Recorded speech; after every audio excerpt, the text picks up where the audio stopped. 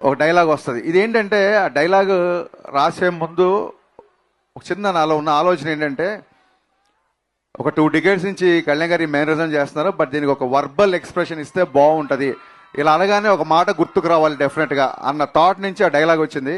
ఆ డైలాగ్ వచ్చిన తర్వాత ఈ సాంగ్కి ఈ సాంగ్కి ఇదే హుక్ లైన్ అయితే చాలా బాగుంటుంది అనిపించింది. ఎందుకంటే సినిమాలో ఉన్న ఎమోషన్ నుంచి అది స్టార్ట్ అవుతుంది కాబట్టి ఇది యాప్ట్ అనిపించింది. ఈ హుక్ లైన్ చెప్పగానే ఫస్ట్ డిఎస్పి గారు ఎగిరి గంతేశారు. అసలు అంటే ఒక ఫిలాసఫీ చెప్తూ కూడా ఒక మాస్ హుక్ లైన్తో కూడా ఒక ఫిలాసఫీ చెప్పొచ్చు అన్న టైప్లో ఆయన ఒక కాంప్లిమెంట్ ఇచ్చారు. ఆ తర్వాత ఆ ఆరాకి ఖచ్చితంగా ఆస్కార్ పెన్నే కావాలి అనిపించింది. ఇమ్మీడియట్గా మా బోసన్న దగ్గరికి వెళ్ళా. బోసన్నకి నాకు రిలేషన్ అసిస్టెంట్ డైరెక్టర్గా ఉన్నప్పటి నుంచి, నేను డైరెక్టర్ అవ్వక ముందర నుంచి నన్ను చూస్తున్నాడు. మళ్ళీ నాకు ఆటోగ్రాఫ్ గబ్బర్ సింగ్ ఈ రోజులు గుర్తొచ్చాయన్న. కంటిన్యూగా అంటే సాంగ్ వచ్చేంత వరకు బోస్ గారు నేను హోటల్లో చెక్ ఇన్ అయ్యామంటే లిరిక్ పేపర్తోనే బయటికి వెళ్ళాం. ఇంకా హోటల్ విడిచిపెట్టి బయటికి వెళ్ళలేదు. నాకు తెలిసి ఒక 2-3 రోజులే కూర్చున్నాము. బట్ ఫస్ట్ డే ఒక 4 hours, సెకండ్ డే ఒక 8 hours సాంగ్ అయిపోయింది. యాక్చువల్గా ఫస్ట్ డేనే దేవి గారికి వినిపిద్దాం అనుకున్నాం. లేదు, ఇంకొకసారి మళ్ళీ డబల్ చెక్ చేసుకుని ఆయన వినిపిద్దామని చెప్పి రెండో రోజు మళ్ళీ కూర్చొని మళ్ళీ కొన్ని లైన్లు యాడ్ చేసి అప్పుడు దేవి గారికి వినిపించాము.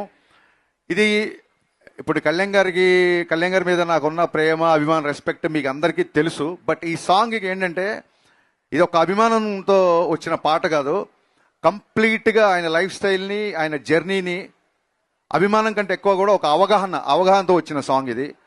సో అంటే ప్రతి ఫ్యాన్ మనసులో తన గురించి ఏమనుకుంటాడో కళ్యాణ్ గారి వ్యక్తిత్వాన్ని యాజ్ ఇట్ ఈస్గా ప్రతిబింబిస్తూ ప్రతి లైన్, అంటే హీరోయిజం సాంగ్స్ రాసినప్పుడు ఏమవుతుందంటే ఒక లైన్ రాస్తే అది ఏ హీరోకైనా సూట్ అయ్యేలా ఉంటుంది యాక్చువల్గా, డెఫినెట్గా హీరో ఎలివేషన్స్ రాస్తున్నప్పుడు. బట్ ఈ పాట నేను ఇందాక ముందే వీడియోలో చెప్పినట్టు మీరు ఏ లైన్ విన్నా కళ్యాణ్ గారికి గుర్తొస్తారు. ఫర్ ఎగ్జాంపుల్ బోస్ గారు చెప్పినట్టు కళ్యాణ్ గారి జర్నీ అటు సినిమాలు కానీ అటు పాలిటిక్స్ కానీ అంత ఈజీగా రాలా, ఊరికే ఓవర్ నైట్లో వచ్చేలా. సో ఆ జర్నీ ఎంత కఠినం అని అందరికీ తెలుసు. సో దానికి సంబంధించిన లైన్, నా ఫేవరెట్ లైన్ ఏంటంటే, మెత్తని మట్టిలో మొలిచిన మొలకవు కాదోయ్ నువ్వు, బండరాళ్లను బద్దలు కొట్టిన మొండి మొక్కవు నువ్వు. ఈ లైన్ నాకు నా ఫేవరెట్ లైన్. అంటే ప్రతి లైన్ నా ఫేవరెట్ లైన్సే లిరిక్స్లో ఉన్నాయి, బట్ ఎక్కువగా హత్తుకునే లైన్ ఇది. అలాగే అసలు డబ్బుకి ఏ మాత్రం కూడా అంటే దాన్ని ఏమంటారు, డబ్బుకు లొంగని వ్యక్తి అని గట్టిగా చెప్పవచ్చు. ఎందుకంటే ఇట్స్ నా పర్సనల్ ఎక్స్పీరియన్స్.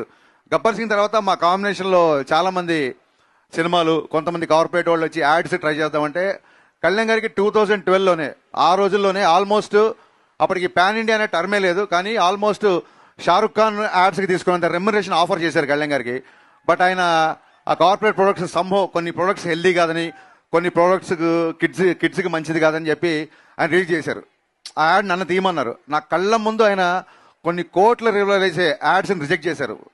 ఇంకోళ్ళు చేయడం ఈయనకు చేయకపోవడం అని కంపారిజన్ కాదు, ఎవరి ధోరణి వాళ్ళది. బట్ ఆయన వ్యక్తిత్వాన్ని ప్రస్ఫుటించేలాగా, అందుకే ఎక్కడన్నా తనకి నెగటివ్ ఉన్నా, ఎక్కడన్నా తనకి ప్రతిబంధక ఉన్నా చొచ్చుకెళ్లే తత్వం అయింది. అందుకే ఆ లైన్ వచ్చింది, ఏటికి ఎదురీదడం అంటే ఎవ్రీడే ముందుంటాడు.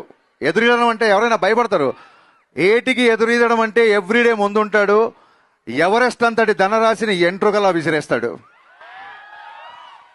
సో ఈ జర్నీ అంతా ఈ సాంగ్లో పెట్టడానికి ట్రై చేసాము.